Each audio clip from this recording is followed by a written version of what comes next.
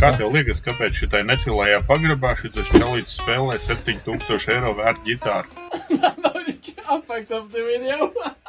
Viss šitas stāsts sākās vairāk gadu atpakaļ, tā kā Raimonds izdomāja, ka viņš grib izmēģināt savus spēkus un taisīt elektriskās ģitāras. Un tā nu viņš uztaisīja vairākas versijas, šitā konkrēti viņa 5. radītā ģitāra. Un pats smieklīgākais, ka Raimonds pats nemaz nemāk īsti spēlēt elektriskās ģitāras, un tāpēc viņš aizgāja uz vietējo ģitāru centru un paprasīja, lai uzspēlē, lai pasaka, kā tas īsti skan. Un tā viņš pavisam netīšām satikās ar šito cilvēciņu, un izrādījās, ka šitas cilvēciņš ne tikai māk spēlēt ģitāras, bet viņš arī ir ģitāra kolekcionārs, un tāpēc viņam ir super liela pieredze tādām. Un īstenībā, jā, viņš māk spēlēt ģitāru, tas no sākuma bija tīra improvizācija pēc dziesmas, tāpēc tas izskatījās tik neveikli. Un tā nu viņš notestēja Raimondu ģitāru, un pēc viņu vārdiem viņš var mierīgi konkurēt ar Fender un tā tālāk, un nevis ar tādām standarta ģitāriņām, ko tur var nopirkt, bet jau reāli augstas klases ģitārām. Un Raimonds tik bieži gāja uz to veikalu, tur iepirkt detaļas un pārbaudīja ģitāras, ka viņi vienkārši ņēma un sadraudzējās.